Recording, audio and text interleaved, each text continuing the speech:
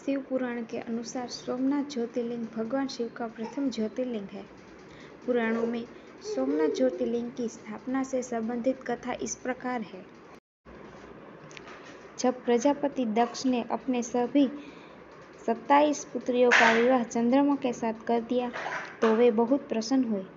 पत्नी के रूप में दक्ष कन्याओं को प्राप्त कर चंद्रमा बहुत शोभित हुए और दक्ष कन्याएं भी अपने स्वामी के रूप में चंद्रमा को प्राप्त कर सभी कन्याएं भी इस विवाह से प्रसन्न थी।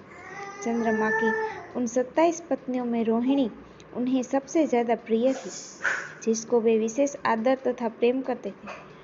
उनका इतना प्रेम अन्य पत्नियों से नहीं था। चंद्रमा की अपनी तरफ उदासीनता और अपेक्षा देखकर रोहिणी के अलावा बाकी दक्ष की पुत्रियां बहुत दुखी हुई। वे सभी अपने पिता दक्ष की शरण में गए और उसने अपने कष्टों का वर्णन किया। अपनी पुत्रियों की व्यथा और चंद्रमा के दुर्व्यवहार को सुनकर दक्ष भी बड़े दुखी हुए।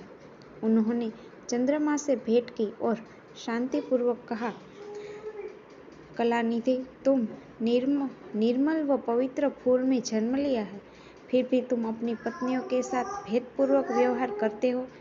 तुम्हारे आश्रय में रहने वाली जितनी भी स्त्रियां हैं, उनके प्रति तुम्हारा मन में प्रेम कम और अधिक, ऐसा सौतेला व्यवहार क्यों है? तुम किसी को अधिक प्यार करते हो और किसी को कम प्यार देते हो, ऐसा क्यों करते हो? अब तक जो व्यवहार किया है वह ठीक नहीं है, फिर अब आगे ऐसा दुर्व्यवहार तुम्हें नहीं करना चाहिए। जो व्यक्ति आत्मीय जनों के साथ विषमतापूर्ण व्यवहार करता है, उसे नरक में जाना पड़ता है। इस प्रकार प्रजापति दक्ष ने अपने दामाद चंद्रमा को प्रेम पूर्वक समझाया और चंद्रमा में सुधार हो जाएगा ऐसा सोच प्रजापति दक्ष वापस लौट आए। इतना समझाने पर भी चंद्रमा ने अपने ससुर प्रजापति दक्ष की बात नहीं मानी।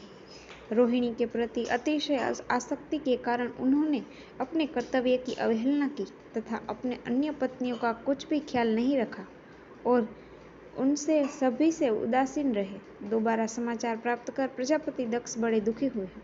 वे पुनः चंद्रमा के पास आकर उन्हें उत्तम नीति के द्वारा समझाने लगे। दक्ष ने चंद्रमा को न्यायोचित बर्ताव करने की प्रार्थना की। बार बार आग्रह करके पर भी चंद्रमा ने अवहेलना पूर्वक जब दक्ष की बात नहीं मानी, तब उन्होंने चंद्रमा को श्राप दे दिया। दक्ष ने कहा कि मेरे आग्रह करने पर भी तुमने मेरी अवज्ञा की है, इसलिए तुम्हें क्षय रोग हो जाए। दक्ष द्वारा शाप देने के साथ ही क्षण भर में चंद्रमा क्षय रोग से ग्रसित हो गए। उनके क्षीण होते ही सर्वत्र हाहाकार मच गया। सभी देवगण तथा ऋषिगण भी चिंतित हो गए। परेशान चंद्रमा ने अपनी अस्तव्यस्तता का तथा उनके कारण की सूचना इंद्र आदि देवताओं को तथा ऋषियों को दी। उसके बाद उनकी सहायता के लिए इंद्र आदि देवता तथा वशिष्ठ आदि ऋषिगण ब्रह्मा जी के शरण में गए। ब्रह्मा जी ने उनसे कहा कि जो घटना हो गई है उसे तो भुगतना ही है, क्योंकि दक्ष के निश्चय को पलटा नहीं जा सकता। उसके बाद ब्रह्मा जी ने उन देवताओं को एक उत्तम उपाय बताया। ब्रह्मा जी ने कहा कि चंद्रमा देवताओं के साथ कल्याणकारक शुभ प्रभास क्षेत्र में चले जाए। वहां पर विधि पूर्वक शुभ मृत्युंजय मंत्र का अनुष्ठान करते हुए श्रद्धा पूर्वक भगवान शिव की आराधना करें। अपने सामने शिवलिंग की स्थापना करके प्रतिदिन कठिन तपस्या करें। इनकी आराधना और तपस्या से जब भगवान भोलेनाथ प्रसन्न हो जाएंगे तो वे इन्हें क्षय रोग से मुक्त कर देंगे। पितामह ब्रह्मा जी की आज्ञा को स्वीकार कर देवताओं और ऋषियों के संरक्षण में चंद्रमा देवमंडल सहित प्रभास क्षेत्र में पहुंच गए। वहां चंद्रदेव ने मृत्युंजय भगवान अर्चना की, वंदना और अनुष्ठान प्रारंभ किया। वे मृत्युंजय मंत्र का जप तथा भगवान शिव की उपासना में तल्लीन हो गए। ब्रह्मा की ही आज्ञा के अनुसार चंद्रमा ने 6 महीने तक निरंतर तपस्या की और वृषभ ध्वज का पूजन किया। इस 10 करोड़ मृत्युंजय मंत्र का जप तथा ध्यान करते हुए चंद्रमा स्थिर चित्त से वहां निरंतर खड़े रहे। उनकी तपस्या से भक्त वत्सल भगवान शंकर प्रसन्न हो गए। उन्होंने चंद्रमा से कहा, चंद्रदेव, तुम्हारा कल्याण है। तुम जिसके लिए यह कठोर तप कर रहे हो, उसे अपनी अभिलाषा को बताओ। मैं तुम्हारा इच्छा के अनुसार तुम्हें उत्तम वर प्रदान करूंगा। चंद्रमा ने प्रार्थना करते हुए विनयपूर्वक कहा, देवेश्वर, आप मेरे सब अपराधों को क्षमा करें और मेरे शरीर के इस क्षय रोग को दूर करें।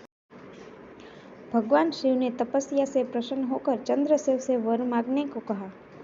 इस पर चंद्रदेव ने वर मांगा कि हे भगवान, आप मुझे इस श्राप से मुक्त कर दीजिए और मेरे सारे अपराध क्षमा कर दीजिए।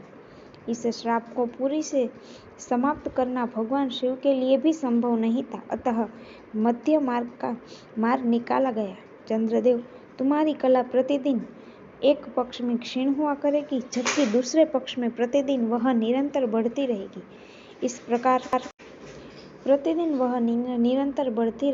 इस प्रकार तुम स्वच्छ और लोक सम्मान के योग्य हो जाओगे। भगवान शिव का कृपा रूपी प्रसाद प्राप्त कर चंद्रदेव बहुत प्रसन्न हुए। उन्होंने भक्ति भाव पूर्वक शंकर की स्तुति की।